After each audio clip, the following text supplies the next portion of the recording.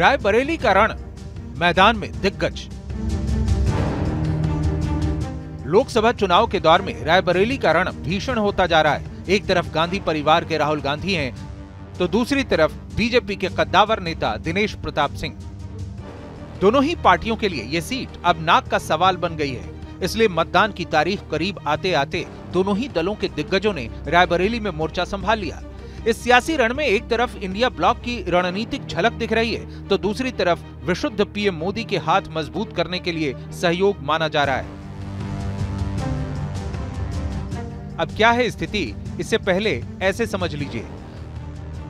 कांग्रेस के लिए रायबरेली एक परंपरागत सीट है। कांग्रेस हर हाल में रायबरेली सीट जीतना चाहती है, इसलिए गांधी परिवार के सदस्य राहुल गांधी ने ही यहां से नामांकन दाखिल किया। वहीं रायबरेली पर जीत के लिए प्रियंका गांधी वाड्रा लगातार रायबरेली में सक्रिय हैं। रायबरेली में प्रियंका ने प्रतिदिन 16 गांव का दौरा किया है।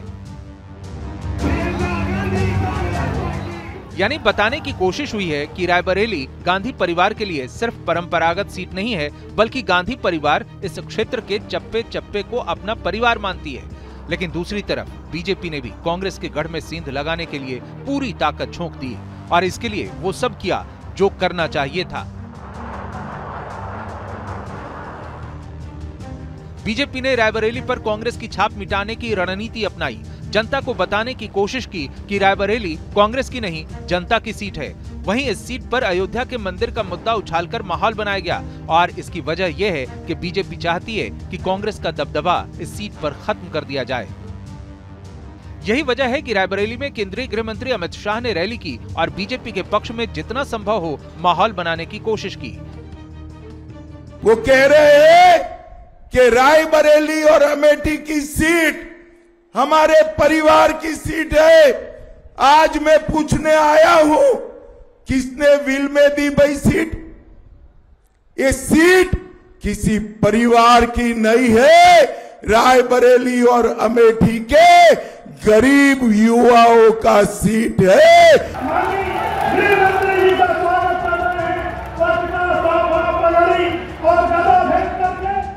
अमित शाह की रायबरेली में हुई इस रैली की खास बात यह भी थी कि उनके बगल में समाजवादी पार्टी के बागी विधायक मनोज पांडे भी बैठे दिखे और ऐसा इसलिए हुआ क्योंकि ऊंचाहार से विधायक मनोज पांडे ने अमित शाह की मौजूदगी में आधिकारिक रूप से बीजेपी ज्वाइन कर ली और इस ज्वाइनिंग ने रायबरेली में समाजवादी पार्टी के लिए मुश्किलें बढ़ा दी हैं।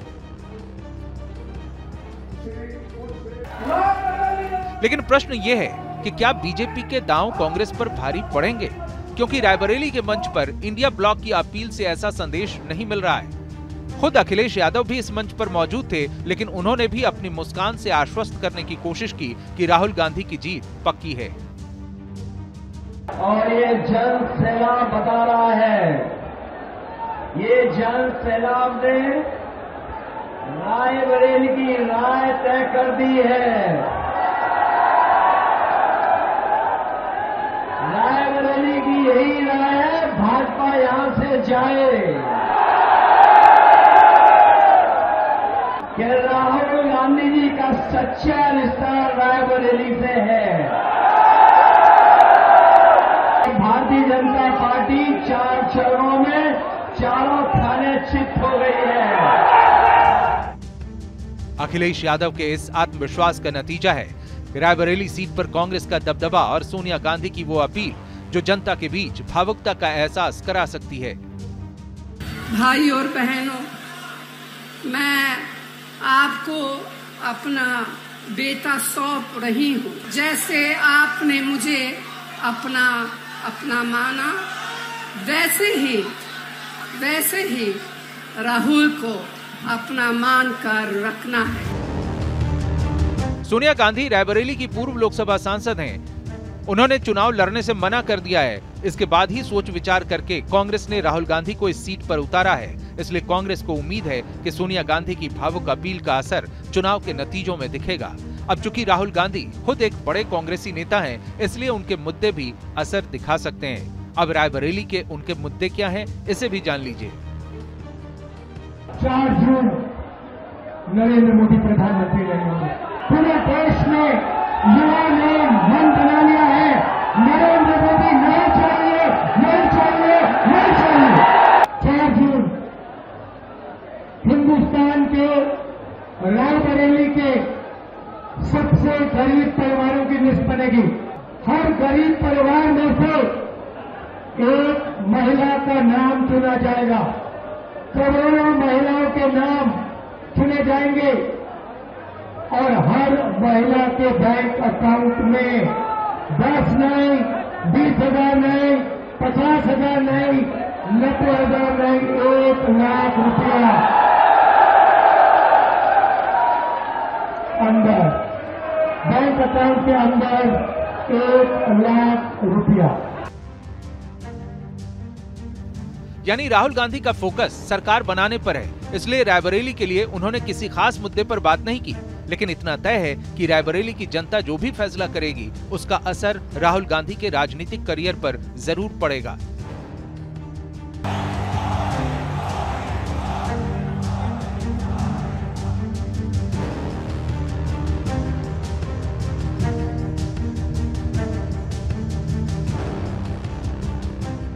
रायबरेली का रण मैदान में दिग्गज।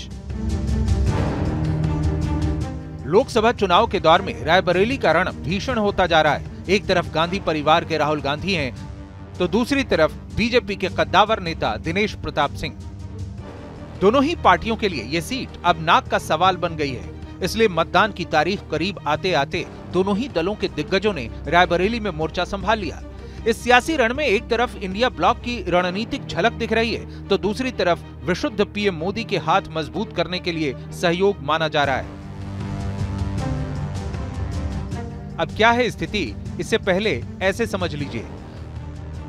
कांग्रेस के लिए रायबरेली एक परंपरागत सीट है। कांग्रेस हर हाल में रायबरेली सीट जीतना चाहती है, इसलिए गांधी परिवार के सदस्य राहुल गांधी ने ही यहां से नामांकन दाखिल किया। वहीं रायबरेली पर जीत के लिए प्रियंका गांधी वाड्रा लगातार रायबरेली में सक्रिय हैं। रायबरेली में प्रियंका ने प्रतिदिन 16 गांव का दौरा किया है।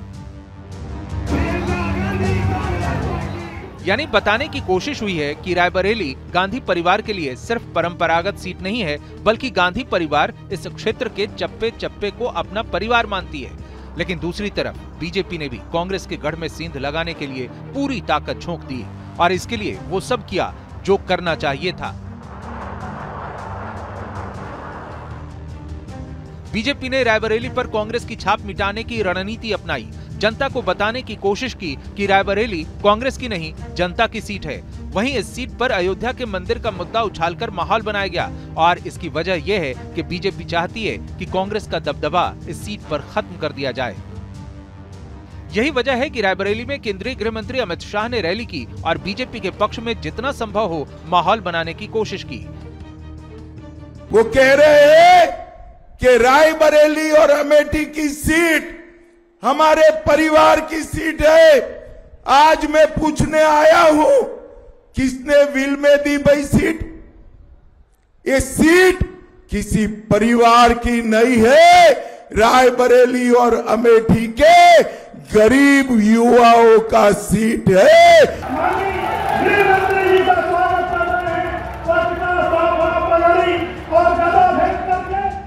अमित शाह की रायबरेली में हुई इस रैली की खास बात यह भी थी कि उनके बगल में समाजवादी पार्टी के बागी विधायक मनोज पांडे भी बैठे दिखे। और ऐसा इसलिए हुआ क्योंकि ऊंचाहार से विधायक मनोज पांडे ने अमित शाह की मौजूदगी में आधिकारिक रूप से बीजेपी ज्वाइन कर ली और इस ज्वाइनिंग ने रायबरेली में समाजवादी पार्टी के लिए मुश्किलें बढ़ा दी हैं। लेकिन प्रश्न ये है कि क्या बीजेपी के दांव कांग्रेस पर भारी पड़ेंगे, क्योंकि रायबरेली के मंच पर इंडिया ब्लॉक की अपील से ऐसा संदेश नहीं मिल रहा है। खुद अखिलेश यादव भी इस मंच पर मौजूद थे, लेकिन उन्होंने भी अपनी मुस्कान से आश्वस्त करने की कोशिश की कि राहुल गांधी की जीत पक्की है। और ये जन सैलाब बता रहा है, ये जन सैलाब ने रायबरेली की राय तय कर दी है। रायबरेली की यही राय है, भाजपा यहां से जाए कि राहुल गांधी जी का सच्चा रिश्ता रायबरेली से है। भारतीय जनता पार्टी 4 चरणों में चारों थाने चित हो गई है।